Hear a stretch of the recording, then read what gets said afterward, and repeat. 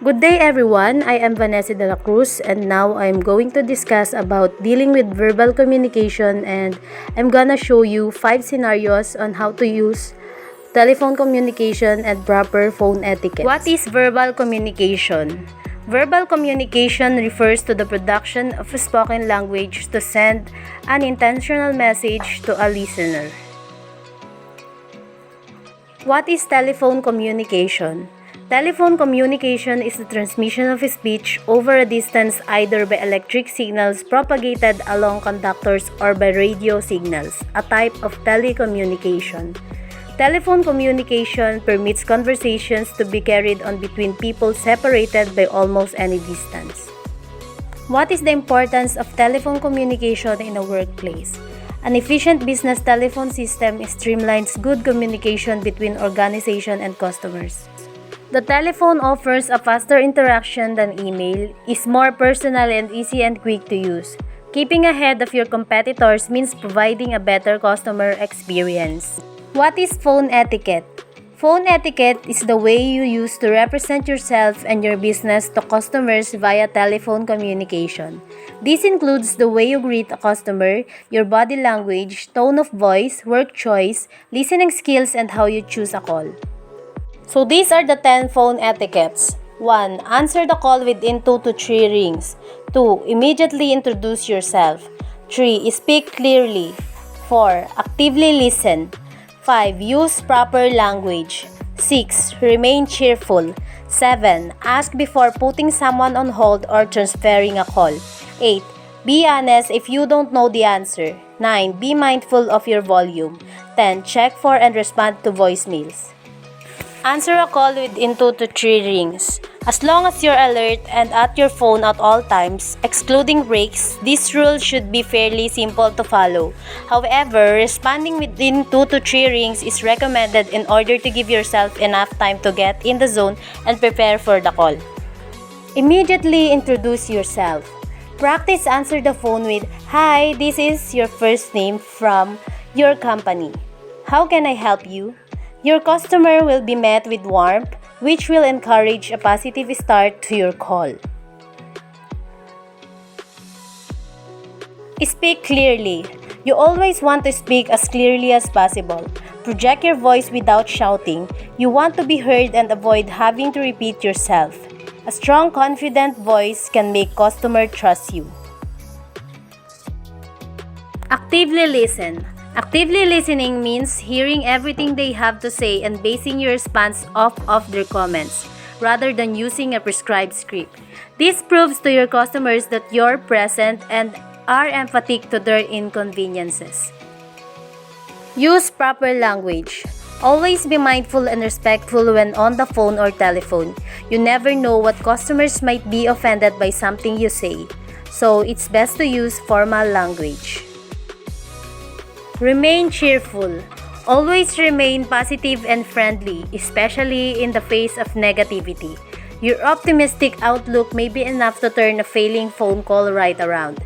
So make that call the best it can be, and it may create a loyal, lifetime customer. Ask before putting someone on hold or transferring a call. If you must put customers on hold or transfer their call, always ask their permission first. Explain why it's necessary to do so and reassure them that you or another employee are going to get their problem solved swiftly. Be honest if you don't know the answer. It's best to admit when you don't know something rather than making excuses or giving false solutions. However, tell them that you're going to do everything you can to find an answer and get back to them momentarily, or find a coworker who does know the answer. Be mindful of your volume. If you are on call that requires you to speak louder due to a bad connection or a hard of hearing customer, simply step out of the room and speak with them separately. Check for and respond to voicemails. Start and end each day by checking your voicemail. It takes just a few minutes and can avoid a lost customer support request. Your customers will appreciate your prompt response and you can get on to doing what you do best, providing knowledgeable and friendly support. These tips and phone etiquettes should provide you and your team with basic guidelines for phone etiquette, and if executed properly, your company should see significant improvement in customer experience. And now I'm going to show you 5 examples of scenarios using telephone communication and how to properly use the phone etiquettes. Ms. Abigail Wright, the department head of Human Resource, called to set up a meeting with the president to discuss regarding the newly opened position in the company. Unfortunately, the schedule of the president is full of meeting for today.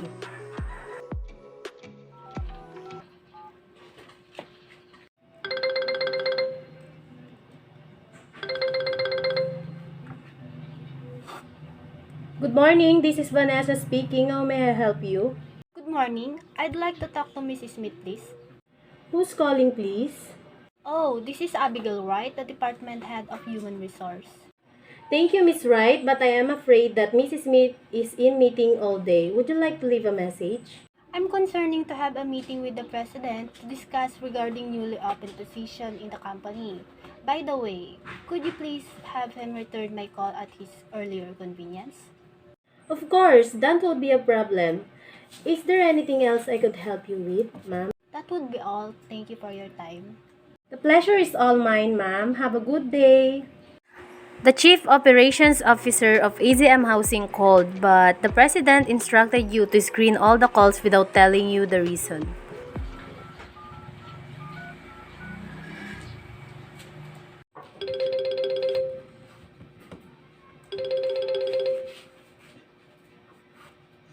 Good morning. This is Vanessa speaking. How may I help you? May I speak with Mr. Smith, please? May I ask what this is regarding Miss Sabado? Sure, I talked to him last week about a job in AZM and wanted to follow up with him. I'm so sorry, but Mr. Smith isn't available right now. Could I take a message and have him return your call? Yes, have him contact me on my cell phone. Can I have that number, please? That's my number. Would you mind giving it to me again, just in case he wants to call you back and he doesn't have your file with him when he returns your call? I do want to make sure he can reach you. 377-8319-444. Thank you for your time. Noted, Miss Sabado. Have a good day. Miss Jane Smith called your office to inquire regarding AZM Housing. Since you are working to the President's office, you are not the proper person to answer her inquiries. You will transfer her call to AZM Housing.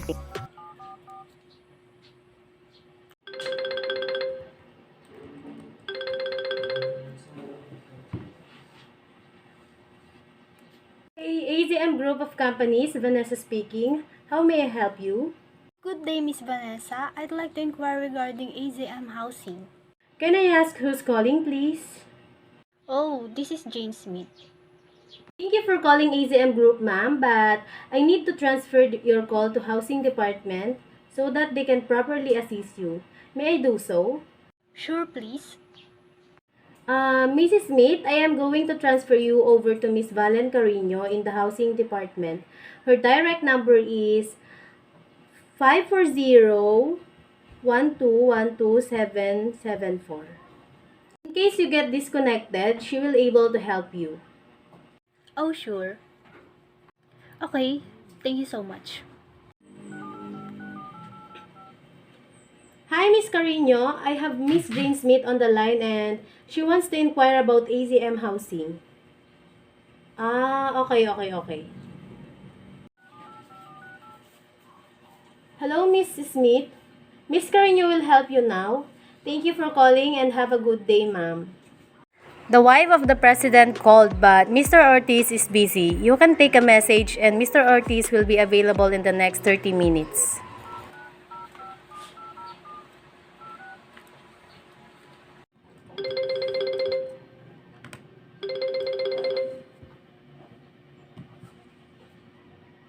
Good morning, AZM Group of Companies. How may I help you? Good morning. Can I talk to Mr. Ortiz? I'd like to tell something to the president. Would you mind if I ask who's calling, please? Is the wife of the president? Is he available? He's not available at the moment, ma'am, but I do expect he's back in the office in the next 30 minutes. Okay, please have him contact me if he's back. Thank you for your time, Miss De La Cruz.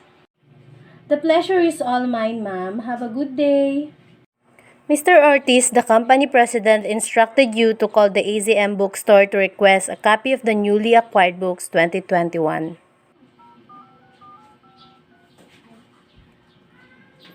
Good morning, Vanessa speaking from the office of the president. Good morning, Miss Vanessa. How may I help you? Mr. Ortiz wants me to request a copy of the newly acquired books for 2021. I was wondering if we could make it up today. Oh, sure. We will try our best to finish it today. Would it be okay if we finally give it tomorrow at exactly 8 o'clock a.m.? I will try to consult the president. Thank you for your time, Miss Wilson. My pleasure. Have a good day.